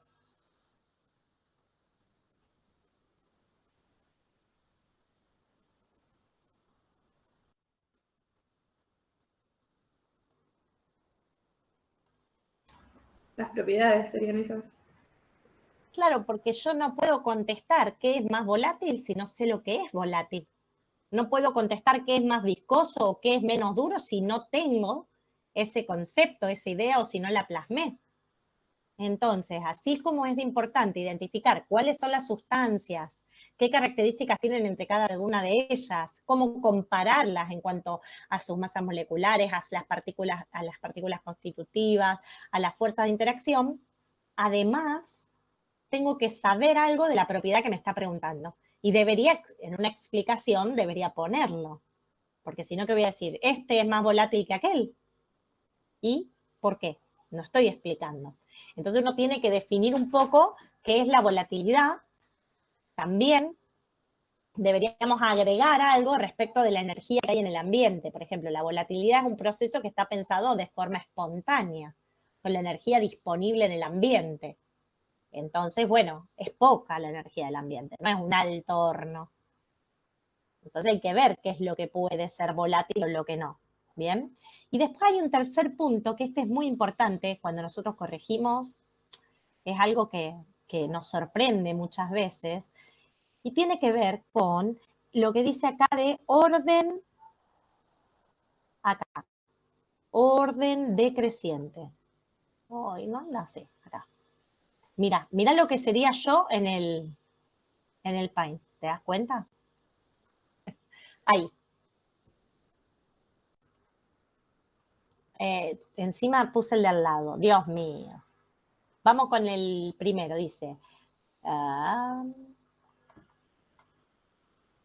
Opción de puntero, vamos con el bolígrafo, acá.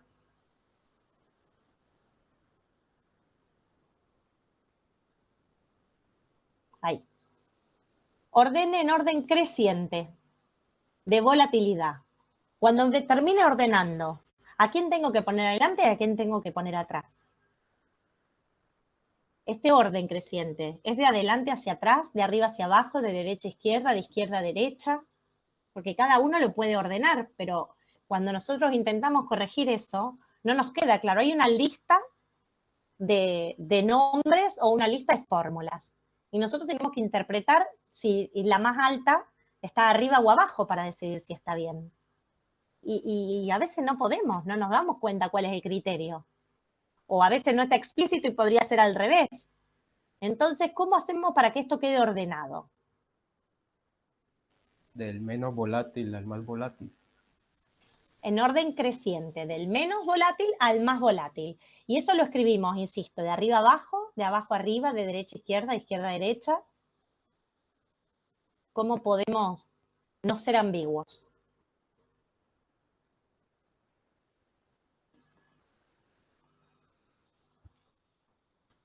Pues, sí. Es que si yo puedo escribirlo en forma horizontal, lo escribiría de izquierda a derecha. Pero si también lo puedo escribir en forma vertical. Algo que me ayude a que yo corrija sin dudas de que estamos entendiendo lo que quisieron poner. Una idea maravillosa que se les ocurra. Poner una flechita. Enumerando. Para ver dónde Exacto. crece. Esa es la idea fundamental. Entonces, yo voy a escribir, sí, eso, simplemente. No saben cómo ayuda porque a veces nosotros no podemos determinar. Nos consultamos cuando estamos corrigiendo. ¿Y vos qué te parece que quiso poner? No sé. Entonces, vamos a poner una flechita. En este caso me quedaría así.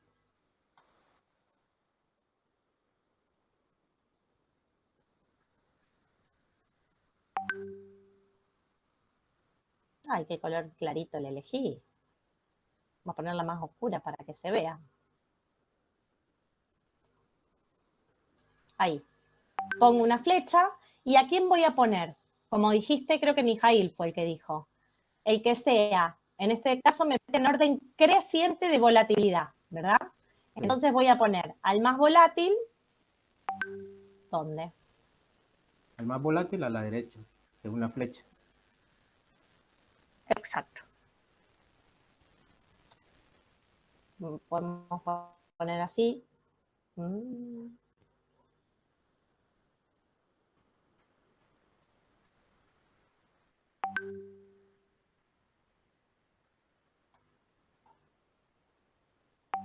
Entonces, no sé si se entiende mucho, vamos a intentar. Uy. Ahí.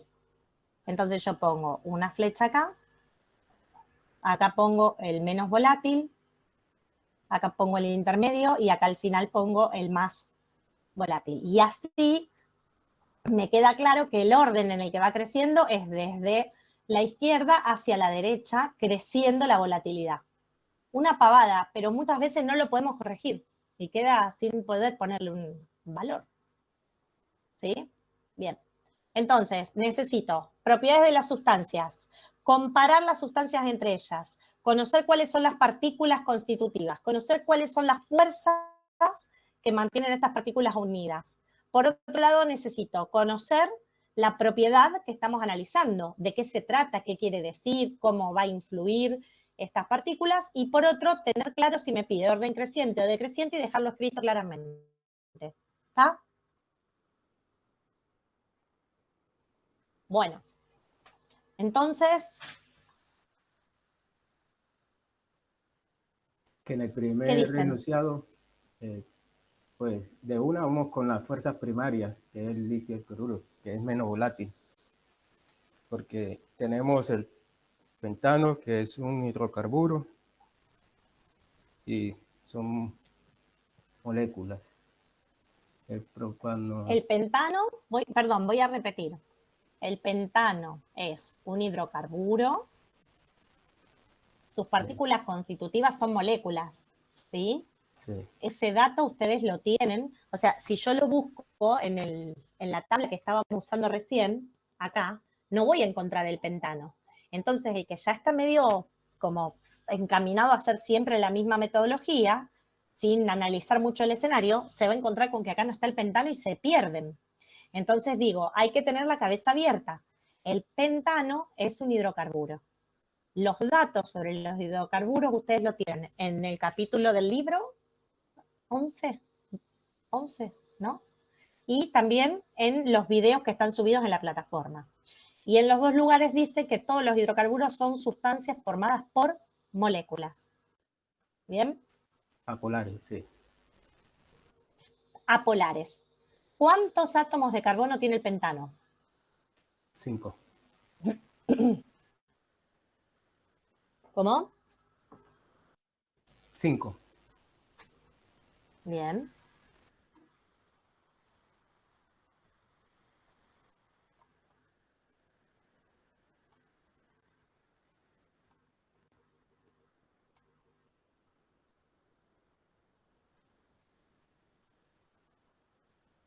Bueno, ahora, entonces, estábamos acá. Pentano. Voy a escribir acá la fórmula. ¿Pueden hacerla ustedes la fórmula? Bueno, voy a intentarlo. Pueden escribir en el chat, chicos, y cualquier cosa, no importa si tienen su índice o supraíndice, nosotros lo describimos.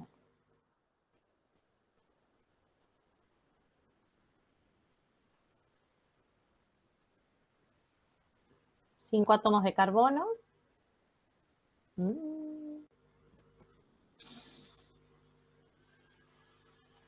Dios mío.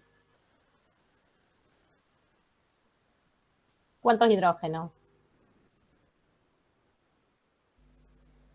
Vero, ya está en el chat la fórmula. Hola, Cris, ¿cómo estás? Bien, bien. Bueno, Ya entonces, está en el chat. Francisco la puso en el chat y está bien, con 5 Perfecto. átomos de carbono y 12 átomos Bien. de hidrógeno. Bien. Solo analizamos el pentano. Nos faltan las otras dos sustancias. ¿Qué pueden decir?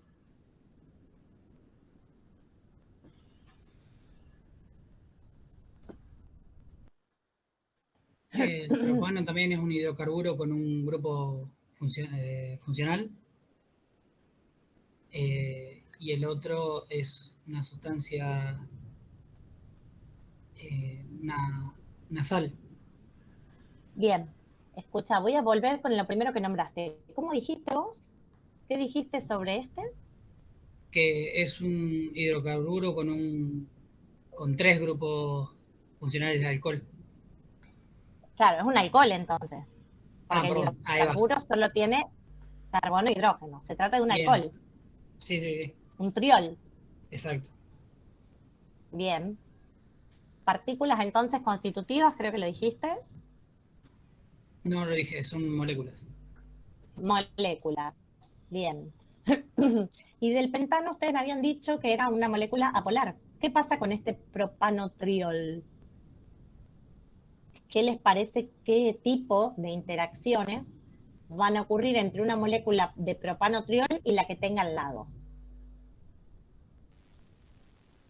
Se convierte en una molécula bipolar. O sea, ya no va a ser una molécula polar, sino bipolar.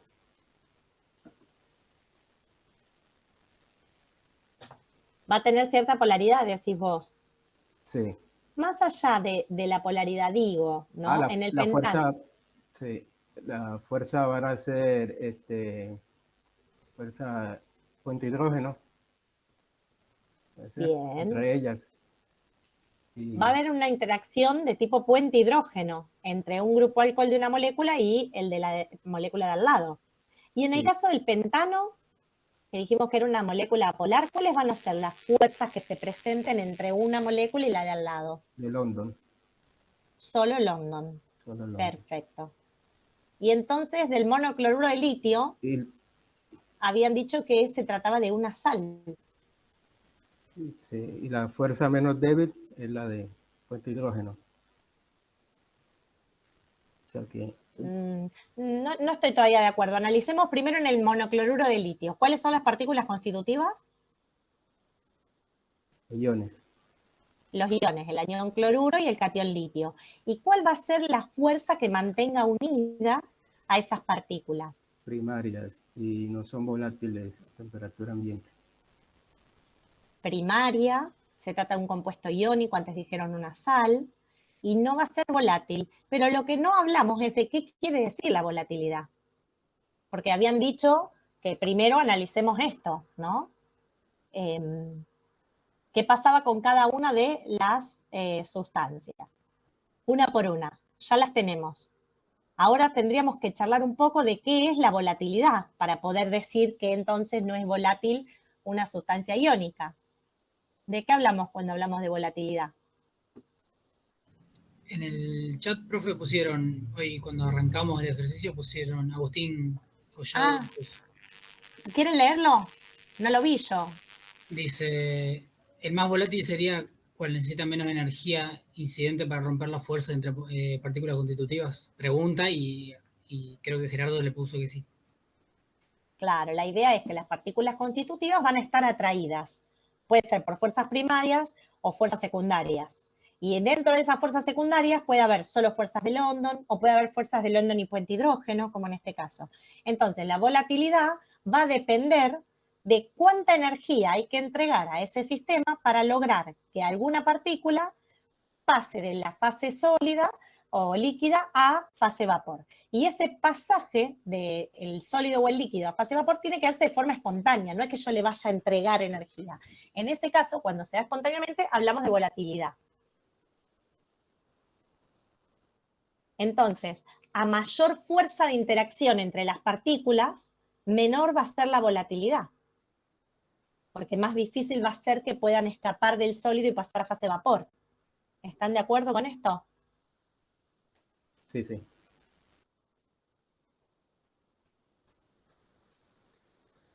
Bien. Entonces, ¿podemos analizar esas tres? A ver, yo acá lo tenía. Bueno, esto es lo que habíamos hablado antes, de los pilares que necesitábamos para poder resolverlo. Y acá tenemos el monocloruro de litio. ¿La fórmula la escribieron en el chat? Gerardo. No. Monocloruro de litio no. Entonces necesitamos escribir las fórmulas químicas, necesitamos saber cuáles son las partículas constitutivas y cuáles son las fuerzas que están manteniendo unidas, si son primarias, si se trata de un enlace iónico covalente o si son fuerzas secundarias. Tenemos que tener una idea de lo que quiere decir la volatilidad o la volatilización y luego, entonces, con este criterio que yo les decía, a mayor fuerzas atractivas entre las partículas, menor va a ser la volatilidad. Que creo que es lo mismo que había dicho antes Mijail, ¿verdad? Sí, profe. Nos tiramos de cabeza primero con las fuerzas primarias. Está bueno. Pero bueno, está perfecto. Era clarísimo. Y también Santiago colaboró bastante. Entonces, estas van a ser las que tengan mayor volatilidad. Bueno, yo acá le puse el signo mayor en vez de la flechita. Le podemos poner la flechita como dijimos antes. Pero... Sí. Cris. Sí, no entiendo. Ahí me parece que... Vamos a poner acá. Por lo que yo veo ahí... Sí. No. ¿Ahí faltó algo? No estaría en orden. Ajá.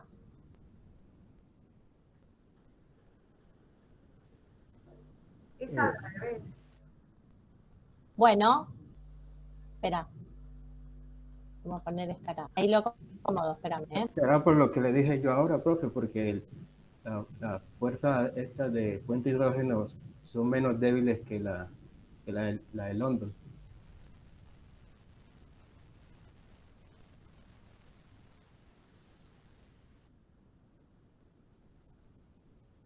Ahí estamos.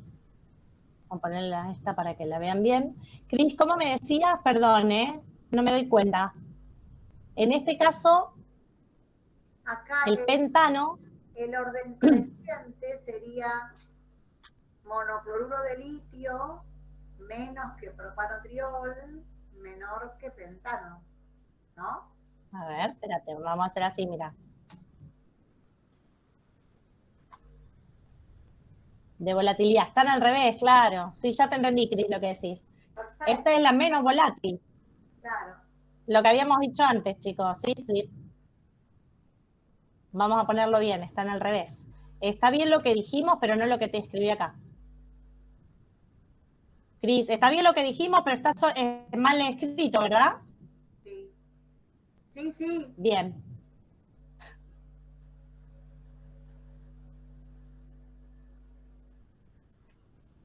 Ahora sí. Y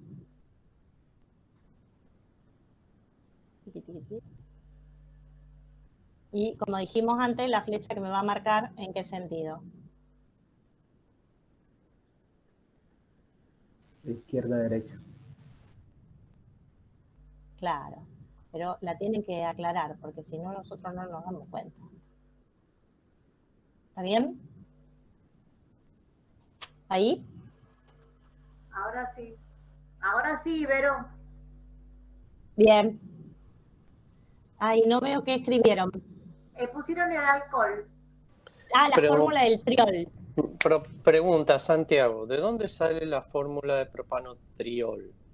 Yo escribí un poco desarrollado, aunque no está del todo bien, que están 3 carbonos unidos entre sí, con sus hidrógenos correspondientes, y cada uno de esos carbonos un grupo alcohol.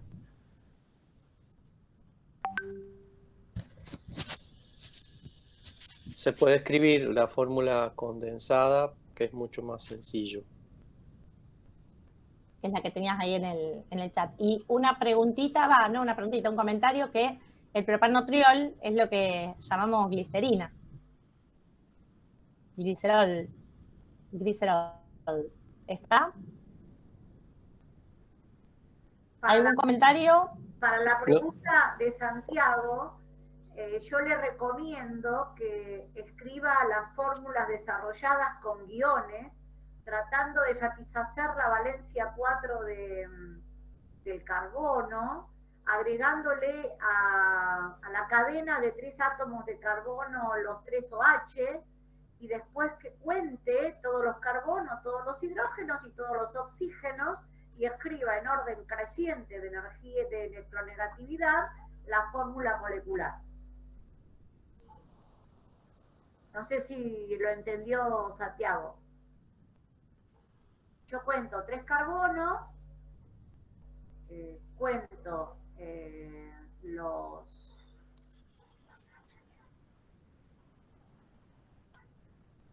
Ah, perfecto. Perfecto. Bueno. Sí, también cualquier cosa pueden ir a ver los videos si hay algún inconveniente, como para ver bien todo detallado. Ahora por ahí vamos salteando distintos temas. ¿Está? ¿Qué pasa con este? Orden decreciente de viscosidad. Y tenemos otra vez 3 sustancias. Hay que analizar cada una, de qué se trata la viscosidad y ponerlas en orden decreciente.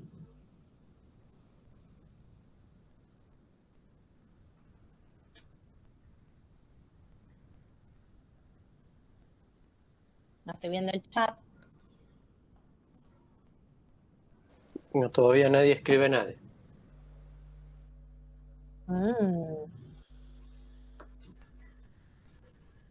Propanotriol recién lo charlamos. Ya lo tenemos. Es un triol de 3 carbonos. ¿Qué pasa con el etanol?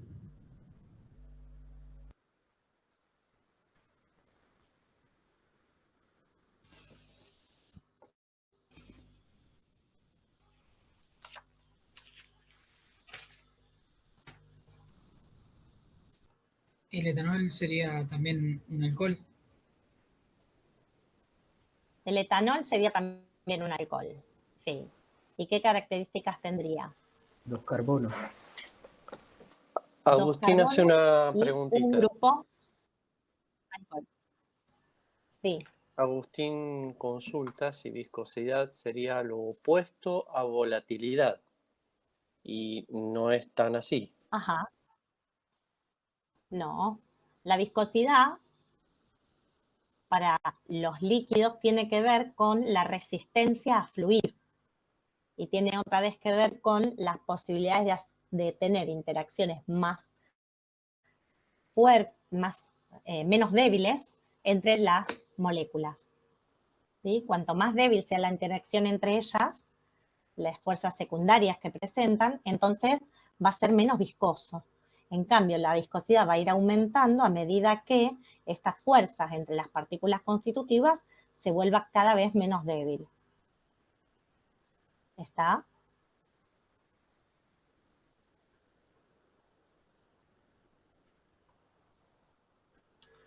Ah, ahí está diciendo, claro, no, son alcoholes. Es lo mismo que habían dicho antes. También cuando presentamos alguno había surgido eso. Un hidrocarburo solo tiene carbonos e hidrógenos. Cuando se trata de un alcohol tiene grupos oxidrilos. Y en este caso el propano triol, ¿cuántos grupos alcohol tiene? 3. El etanol, ¿cuántos grupos alcohol va a tener? 1. Uno solo. ¿Y el etanodiol, cuántos va a tener? 2. Bien. Y los alcoholes, habíamos hablado antes también, son sustancias que están formadas por moléculas. O sea, las interacciones que hay entre una molécula y la de al lado, ¿qué tipo de fuerzas van a estar presentes? La fuente de hidrógeno. Fuerzas secundarias, Sí. fuerzas de London, pero la más importante en este caso son las fuerzas de puente hidrógeno. Sí. Entonces la cuestión sería,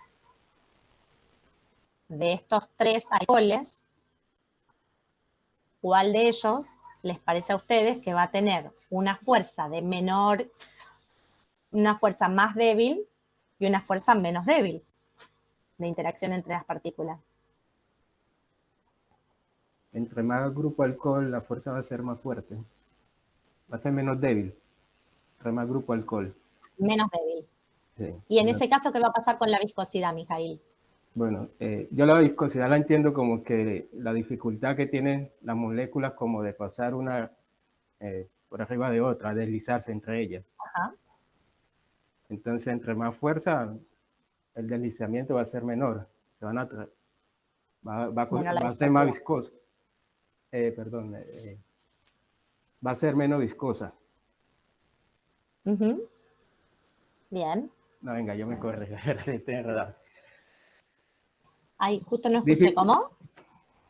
La viscosidad es la dificultad que tienen de desplazarse una sobre otra, ¿verdad? Claro, entonces, cuando estas fuerzas secundarias sean muy débiles, se van a poder desplazar fácilmente unas sobre las otras. Ahora, a medida que estas fuerzas se vuelvan cada vez menos débiles, tomen más importancia, entonces les va a costar más desplazarse una sobre la otra. Claro, y entonces ahí viene que son más viscosas. Bien, entonces, de estas 3, ¿cuál es la que presenta la fuerzas secundarias más débiles y entonces va a presentar menor viscosidad? El etanol. El etanol, perfecto. Sí, y de ahí le sigue el orden que lleva los alcoholes. Etanol, etanodiol y propanotriol, así. El propanotriol sería el que presenta mayor viscosidad, sería el que ponemos al final. Último, con la flecha apuntando hacia él. ¿Está bien?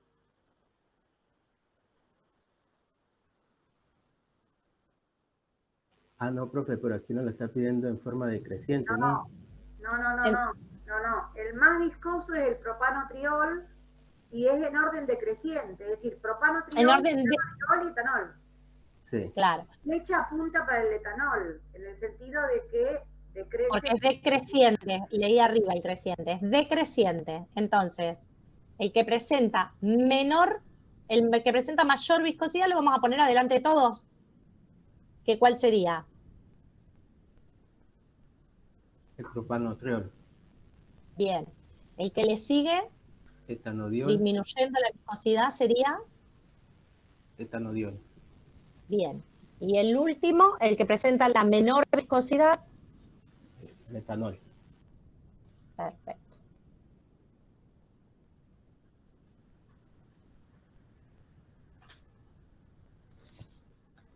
Bien.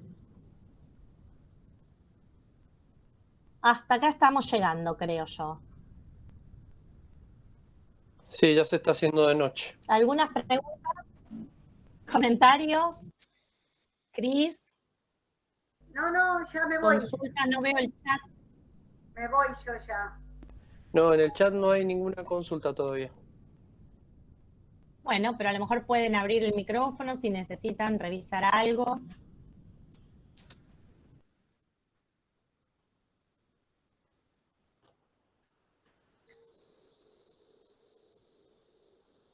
No, profe, de mi parte no. Tendría que repasar un poco más la parte de hidrocarburos y eso. Buenísimo. También un poco la idea era esa, que ustedes se den cuenta un poco en qué parte están más flojos y vayan a revisarla. Iba a consultar, para la consulta presencial no va a haber, ¿verdad? Por lo del paro.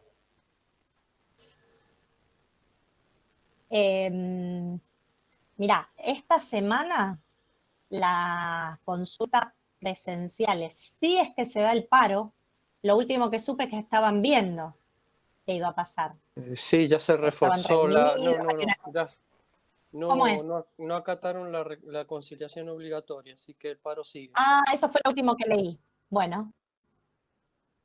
Entonces, laboratorios no se ahora voy a hacen. mandar el mensaje. Estaba esperando esto, Gerardo, gracias.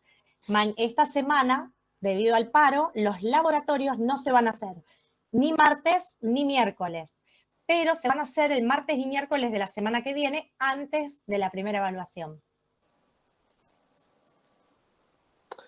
Ahí pregunta Agustín, perdón. No, dale. Vos seguís con el tema paro porque esto es de otra cosa.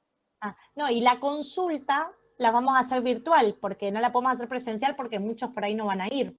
Entonces, lo que era consulta presencial del martes pasa a virtual en el link de las clases de consulta. Ah, perfecto. Y el mismo horario también. Sí. Por ejemplo, mañana era a las 12 del día, entonces mañana nos conectamos. Claro. Ok. Va a estar Euge, no sé si desde la facultad o desde su casa, pero en forma virtual, porque suponemos que muchos no van a poder llegar.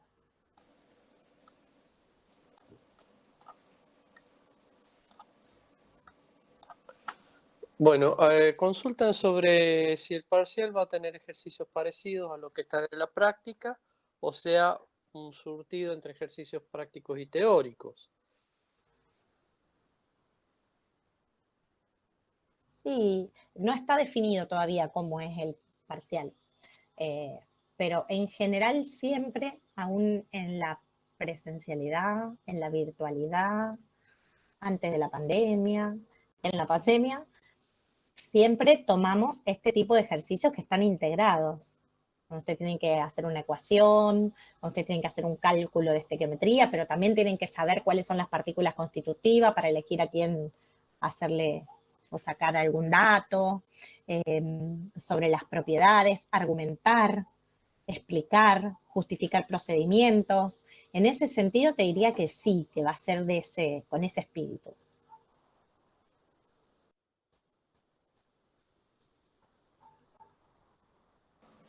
Por ahora nadie más escribe en el chat. Perfecto, gracias, profe.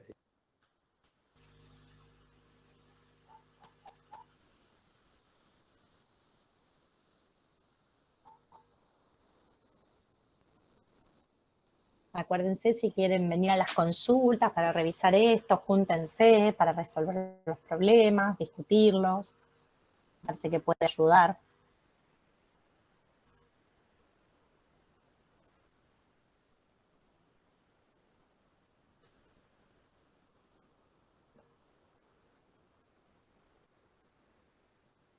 Bueno, profe, por mí creo que ya estoy.